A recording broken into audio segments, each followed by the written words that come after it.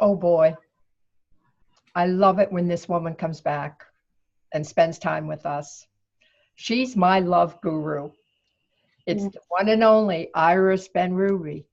Oh, thank you, Mal. I really appreciate it, and I love being with you. You know, and what I love about you is you're one smart cookie, you're a Mensa, and a lot of people don't know what that is, but doesn't get any higher in the IQ, let me tell you. And she's got a master's degree in counseling psychology, and she has spent 16 years coaching and counseling men and women from all walks of lives and all over the world trying to find love, helping them find love. And that's what she's going to help us do today. Iris is a #1 best-selling author of Lonely and Single to Loved and Adored. Wouldn't we all like that? I know I would. She's an inspirational speaker, just came back from a big gig down in South Africa. This girl is rocking the planet. And she's been on Slice TV, the Women's Network, and she's hosts the Awakened Relationship Summit. And that's how I met her a while back. And today we're going to get into the nitty-gritty of finding love and finding the right man. Because, girl, you nailed it. You've done it. You teach all your clients. And now we need you to sprinkle your love dust on the audience of Awakening Divine Wildness. Wonderful. I loved interviewing you on my show. And let me just say, I found the man of my dreams, that we live together, we share our lives together. So this actually works. I know. Yeah. So relationships. Every woman I meet that's single says, oh man, so challenging. Oh, it's like gut wrenching. Why? Why are they so difficult? Well, I'm going to say for probably a couple of reasons. One, when we're in the second half of our life, whatever you take that to be, it's not the same as when we were in our 20s, where the person we dated was vetted by somebody else, a coworker, a family member. We already knew if they were single or not. We knew a little bit about their character. Now we've got to go out there online and try and figure out, what do I put in that profile? How do I know if I'm being stalked? How can I tell if a man is really single? There's a lot of things that we need to learn now that we didn't need to know the first time we got into relationships. So that's the first thing. So there's some skills to learn there. The second piece is what I call the relationship blueprint. So I like to use the example, when we make Jell-O, we pour water and then we put it into a mold. And after a couple hours, we turn the mold upside down, take off the mold, and it's still in the shape of that mold. So what happens, this is what happens in our families. We grow up with certain kinds of parents, certain kinds of interaction. Some parent might be aggressive or withdrawn or anxious, and we learn what our blueprint for relationship is from our parents. Mm-hmm. And then we go from one relationship to the next, whether it's before we get married or the second half, recreating that relationship. And what we say, as I'm a marriage counselor, is that we pick the partner that reflects the wounds that we had from our parents. And so, you know, it's not because we're masochistic, but it's because we're trying to heal those wounds. And that's why women talk about dating the same man in different clothing. Love it. You know, I totally agree with what you're saying. I call it our love story. In my new book, I reference in my own experience how what I saw at home influenced what I looked for in relationships. And so many women I talk to, you're absolutely right. It's a repeat process unless we change that love story. Wake up to the fact that we're looking at a current situation with old eyeglasses, old filters. Wow. Yeah, and let me just say that we pick someone that we're very familiar with. The interactions are familiar. So if you're used to being ignored by your parent or one or both, you're going to be very familiar, not like it, but comfortable with a man that ignores your needs. If you're used to a mother or father who are really critical, you will tend to pick a man who's really critical. And so it kind of sets, you know, it almost sounds like it's a setup for I can't win. So I'm going to say two things out of that. One, when you pick the right partner, what it does is it helps us heal the wounds from the past. Now, when we keep picking the wrong partner. We do our own inner work to help us heal. And as we heal, we get to what's called secure functioning. And we start to attract a different kind of man or partner if a woman is gay. And this applies to both men and women. So you start to be attracted to different partners, and different potential partners are attracted to you. So you can create a different relationship. Oh, that's encouraging. I like that. So what's the biggest mistake that women are making right now? Is it the people that they're picking online, or is it after they meet them?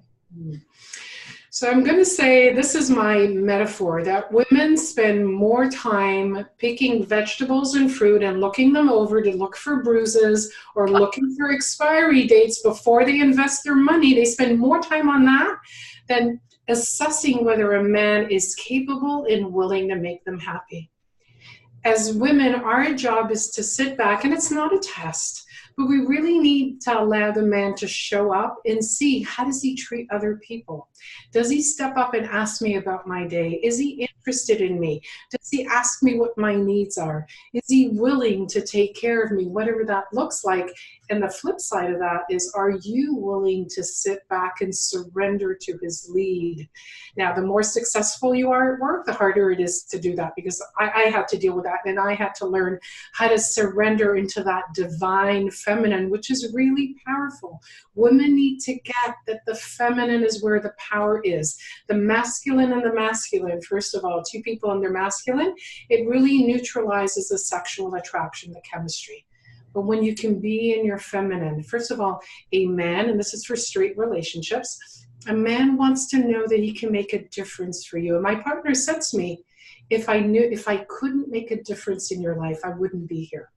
And it's not because I'm not valuable, but because a man needs to know that he can make you happy, that he can do something that creates value in your life. So you need to ask yourself, can the man make me happy? And can I allow him to make me happy? That is key. Can I allow him to make me happy?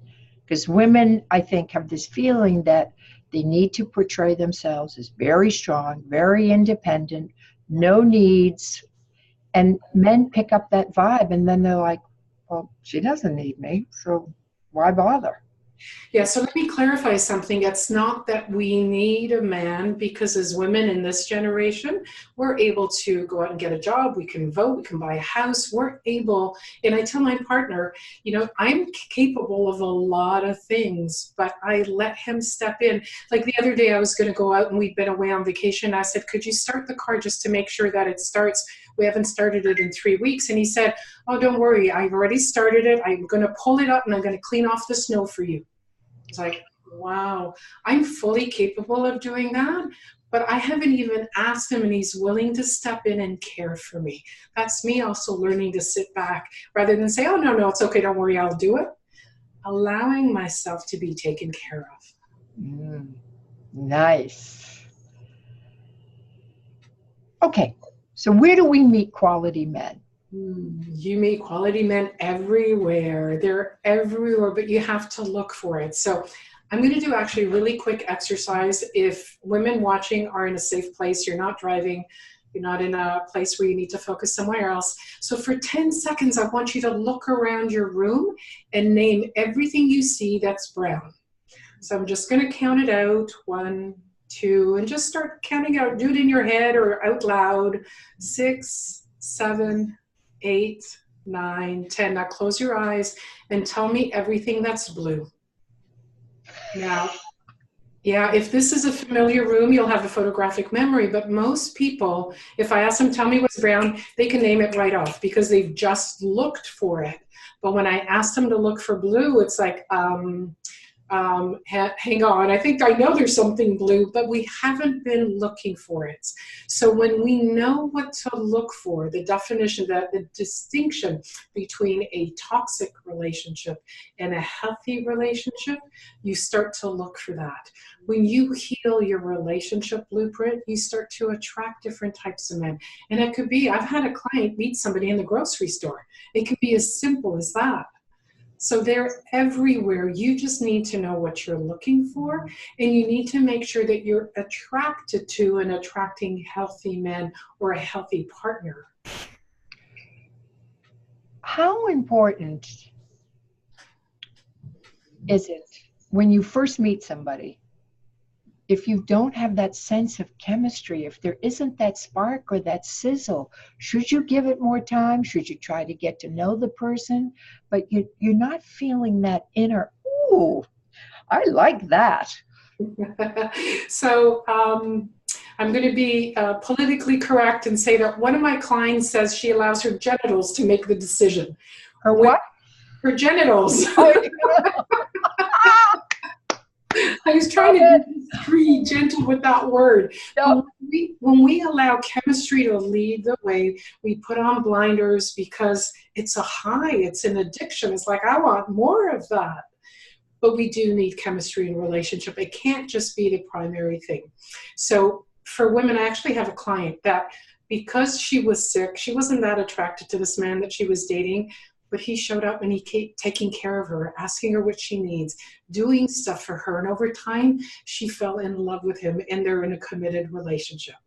So I would say go out 2 or 3 times, as long as you're not feeling any flags, anything of discomfort. If it's just neutral, go out a second and third time, get to know the man, because for women, our attraction grows over time. For men, it's instantaneous. So if you meet someone that seems to be nice, I would give it another chance and then see if there's anything then. But you must feel something by the second or third date. And if not, then you move on. Stay friends, but move on. Yeah. As you know, I just started dating again. And I can't even really say I'm dating. I mean, I've been out for a few lunches, couple of dinners, but no sparks. I'm just, and God forbid they hear this, but just, I mean, nice men and good conversationalists, gentlemen, but just no flutter. And even after 2 or 3 times, I'm like, whoa. Yeah, and I'm going to say that about 90% of the men out there are not a match for you, or women if you're gay. You're actually looking for that 10% that match your lifestyle, the characteristics that you need that are going to enhance your life. There's a lot of levels of compatibility that we need to look for and to really hone in. And I'm not sure if you're online, Mel, but if we're writing an online profile, we need to get clear on who we are and what we have to offer and what we need in a partner that's going to enhance our life, and write the profile in a way that attracts the kind of partner we're looking for. That really streamlines the whole dating process, because it gets tiring going out date after date with someone you don't have chemistry with, or it's just a flop. Do you think it's harder as we get older? I think it's harder when we're older than when we were in our 20s. But beyond that, I think it's as hard for anyone. My oldest client is 83. So I think it's the same obstacles we hit. What are those relationship blueprint we learn from childhood? How do we set boundaries? How do we ask for what we need? Are we clear about our gifts? Because once we get older, whatever older is, we've had so many experiences, betrayals, hurts, disappointments, that we start to have baggage and we close off our heart. And we close off our heart in part for a good reason. It's trying to protect you from future hurt, but at the same time doesn't leave you open to a healthy man. So it's really about, no matter what your age is, you really want to heal those wounds, to open up and learn to trust who to trust while keeping yourself safe. I met so many women when I did the research for my book, Broken Open, which comes out in April. And the reason why I wrote the book, Iris, I met too many women that were still suffering and stuck in their pain and angry and filled with resentment about the betrayal, about the divorce. And I said, you've stopped living. You have given up on yourself. To me, that was more sad than what originally happened. Yeah, so Dr. Phil has been saying this a lot, but apparently it's accredited back to the Buddha that resentment is like you drinking the poison, hoping someone else will die. So when you hold on to that anger, that resentment, all the experiences where you got hurt and they're still full of emotion, the person who suffers the most is you. So learning to forgive doesn't mean that you agree with what the person did to you. It's about taking out that hook from your heart and letting it go and wishing them well on their path, whatever they did, and you getting that sense of inner peace so that you can attract a healthy man. Because when, I mean, you know that when you go out with a man who's still critical of his exes, you don't want to be with that. You don't want to be with someone who's so critical, who hasn't done his healing work and is open. Right? When you're still in that criticism, you're looking for all the ways in which a guy doesn't show up. You're looking for the negative and not really seeing the positive. What we know about the science of neuroplasticity is that the brain is Teflon for good and Velcro for bad. So what it means is it's trying to protect you, but it's also shutting you off from the world. So you need to learn to balance those two. Brilliant. I think any man that keeps talking about his ex-wife in a negative way is such a major red flag. Absolutely. To me, that means there's something else behind the story, that this guy is like a wounded dog with his tail between his legs. You're not getting the straight scoop. You know, I brought this up just before we started. I've met so many women that are dating the guy that is separated, but he's been separated for 2 years, 3 years, and the story is always, oh, she's a witch, she won't do this, she won't go to, and to me, there's definitely another side to that I think women need to be very, very aware of and be careful. It shouldn't go like that. Yeah, so let me say a couple of things. A man that's still blaming his exes means he's in victim mentality. He's not in responsibility. One of the questions women need to ask as they're dating, especially in the second half of life, is what did you learn from your past relationships? That will allow you to gauge, has the man learned? Has he taken responsibility for his piece, even of choosing that woman or of allowing her to fill in the blank, right? Rather than she did it to me, I'm the victim here. You don't want to be with a man who blames and doesn't take responsibility. And the whole separation piece, you want to make sure, one, he's not living in the house.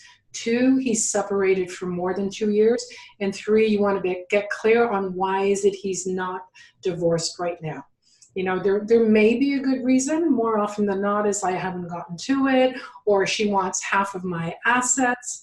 Anyone that's still in that angry, resentful, blaming stage is still married to his wife. They're just not living together. Ooh, well put, well put. And what was that brilliant question? What have you learned from your previous relationships? Yes. We should be asking men that question. Absolutely. It'll give you, our job as women is to ask questions and see where the men are at. Are they healed? What do they believe about life? We want to see how they treat the wait staff or how they talk to credit card people or the grocery clerk or the gas attendant. We want to assess, how does this person interact with the world? Is he willing to step up and take responsibility and make changes? Or is he willing to sit back and blame the whole world? Either type of man will give you a very different type of life. So you get to choose, assess, and then choose accordingly. Why do you think women are afraid to ask questions? Most of us have been brought up to believe that conflict and tension creates a wedge in a relationship, because that's what we noticed with our family, with our parents. When they fought, usually one went to the room or somebody threw something across the room, or they started to have a huge fight. But once we learned healthy communication skills, we learned how to stand up for ourselves. I talk about the 3 positions. There's the passive, where you let people step on your toes and don't stand up for yourself. Then we tend to swing over to the aggressive, standing up for ourselves by stepping on other people's toes. But we need to find that middle ground where we're assertive. So we're standing up for ourselves without stepping on anyone else's toes. And when we can do that, we actually get to create emotional intimacy and a closer relationship. It's a real change in frame, in perspective as to how we see tension, fights, conflict, differences. The online dating. I mean, it's become so popular. There's so many different applications now that women can use. And a thing that I hear frequently is, well, should I put my real age? Should I put my real job? Should I? I think you have to tell the truth, because if you don't tell the truth from the beginning, then you're planting a seed that, you're not a dependable woman, you're not honest, or you're trying to hide something. Yeah, so I agree with you, but you definitely should be honest about your age. And if you're 71, you put 71. You don't put 69. You want someone to pick you for who you are right now, not on this persona that you've put together to look good on the profile. There was something else I wanted to say about the profile. Should you put the right age? There was something else in that I wanted to address.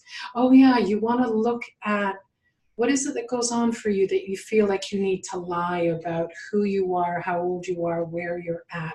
There's something in that where you feel like you're not good enough. And so that's the work for you. That's the number one key for women when they're dating, and for men, to really get their strengths and the gifts that they bring to relationships. When you really get who you are, first of all, it makes you a confident woman, and that's what men are attracted to. Secondly, it gives you the courage to stand up and tell your partner what doesn't work and what you need. And that's how you create a deeply intimate relationship. I'm loving every minute of this, because I just know the women that listen to this show are going to love this. And I just had another thought that flew through my head. The photograph that women use. I have seen pictures where people are just about showing their private parts. I think, give us some pointers on that.